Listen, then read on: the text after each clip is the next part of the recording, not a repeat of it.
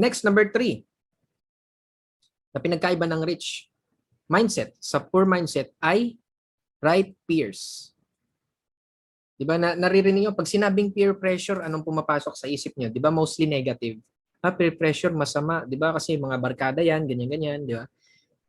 Hindi, merong good peer pressure at bad peer pressure. Okay, merong good at bad yan. Katulad rin ng karma.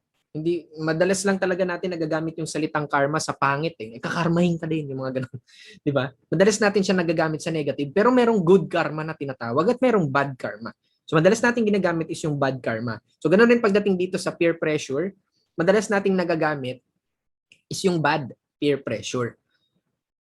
Okay, so anong ibig ko sabihin dito? So hindi ito yung typical na madalas kong tinuturo na kung sino yung kasama mo, which is gano'n naman talaga yan, pero iba yung ibig kong sabihin, medyo iba yung ibig kong sabihin dito sa right peers na ito. Yung mga mayroong poor mindset, ganito sila mag-isip. Gusto ko kasama yung mga tao na mas mababa sa akin para umangat ako. Para ako'y nasa taas. Di ba? So kaya kung mapapansin nyo, yung mga social climber, gano'n yung gawain nila. Kaya bibili ng kung ano-anong hindi kailangan para ma-feel nila na mas mataas sila kumpara sa mga kaibigan nila. Yun yun. Gusto ko kasama yung mga tao mas mababa sa akin para ma-feed yung ego ko na ako yung pinakamagaling. Kabaliktaran ng mga rich mindset na gusto ko kasama yung mga taong mas successful sa akin, mas angat sa akin para may chance na mahila nila ako pataas.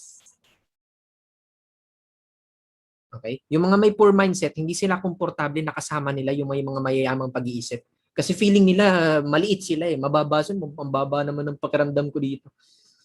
Ganon. Ganon ang way of thinking nila. So ibig sabihin, pinaiiral nila ay yung ego nila. Which is nangyari rin ito sa akin dati. No, dati ayaw ko rin sumama sa ganon kasi feeling ko nga ang baba ko. Pero na-realize ko later, ego lang naman yun. Diyos ko, ego.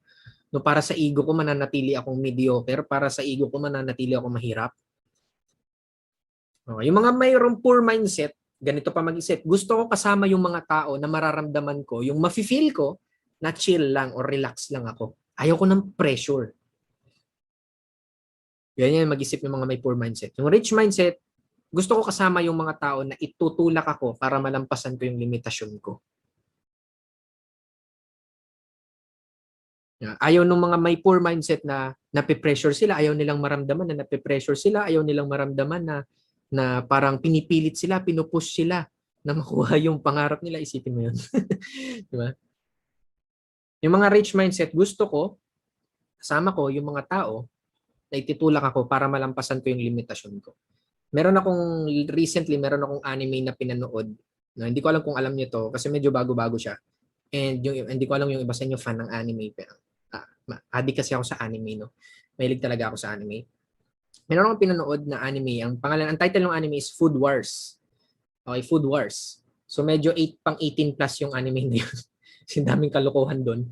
Pero merong isang merong isang lesson na tumatak sa isipan ko. Yung bida, pangalan niya ay si Soma. Palagi niyang kalaban yung tatay niya na master chef. Simula bata pa lang siya. At least may naka-relate si Coach Mon tsaka si CJ. Food Wars SPG ngayon. I think naman mga naman na kayo dito more than 18 years old. So okay lang na mapanood niyo yun kung sakali. Pero yung bida doon is isang teenager na 15-year-old na mula pagkabata niya, I think sabi niya 3 years old daw siya nagsimulang magluto. Parang 6 years old una siyang nakipaglaban sa tatay niya. Na nakikipaglaban siya palagi kung sino yung mas masarap ang luto. So itong itong bida na to, wala naman siyang talent. Wala siyang talent. Unlike dun sa tatay niya na very talented, master chef, sobrang galing magluto. Palagi niyang kalaban yung tatay niya. Araw-araw niya kinakalaban for how many years. Tapos nagre-record sila. Nire-record nila. And so far sa record nila, 490 times talo siya. Hindi pa siya nanalo kahit isang beses. Hindi siya nanalo. 490 times siyang talo doon sa tatay niya. Pero alam niyo yung malupit, nung pumasok siya sa isang school ng mga elite, mga pinakamagagaling daw na cook, na chef sa Japan, ang dami niyang pinagtatalo doon. Dami niyang tinalo doon.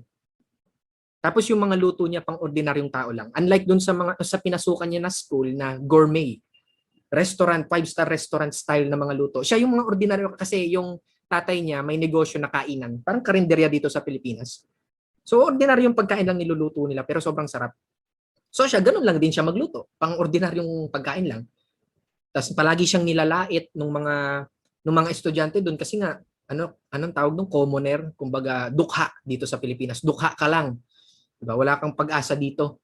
Dito ay yung mga gourmet level style na mga pagkain. So palagi siyang ginaganon. Siya hindi naman niya iniinda yung mga ganung bagay kasi ang mindset niya sanay siyang matalo.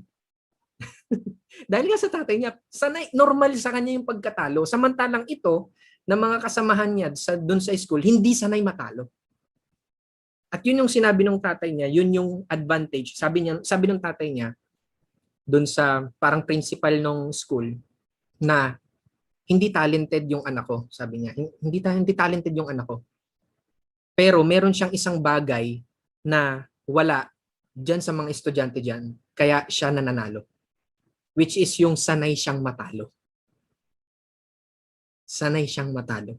At para sa kanya, lahat ng pagkatalo stepping stone. Kaya sobrang galing niya magluto. Kasi sobrang sarap nga daw na niluluto niya. Sobrang galing niya magluto. Ang dami niyang tinalo ng mga mas magagaling sa kanya. Kuno, di ba? Dahil ang daming beses siyang natatalo at para sa kanya, pag natatalo siya, hindi siya pinanghihinaan ng loob. Ang iniisip niya, meron akong bagong natutunan. Napakasimpleng klase ng ano lang naman yun, di ba? Mindset yun. Alam niyo naman na yun. Most of you alam naman na yun. Pero this will only serve as a reminder. Every time na may talo, kaya kailangan masanay tayo na ganun. Masanay tayo na natatalo na normal lang. Na hindi tayo mako-comfort sa pagkatalo tapos iisipin mo na, palagi lang naman ganyan eh. Hindi ganon. Hindi mag-self-pity party ang sinasabi ko. Ang ibig ko sabihin, masanay ka sa pagkatalo na kinukunan mo palagi ng lesson yun. Lahat ng challenges, lahat ng hirap, kukunan mo palagi ng lesson. Hindi mo siya nakikita as lose. Sabi nga merong libro si John C. Maxwell na ang title is Sometimes You Win, Sometimes You Learn. Hindi ka natatalo hanggat hindi ka tumitigil. You never lose. Hanggat andito ka sa laro, hindi ka natatalo. Hanggat hindi ka tumitigil, hindi ka natatalo. So yun yung palagi niyong tatandaan.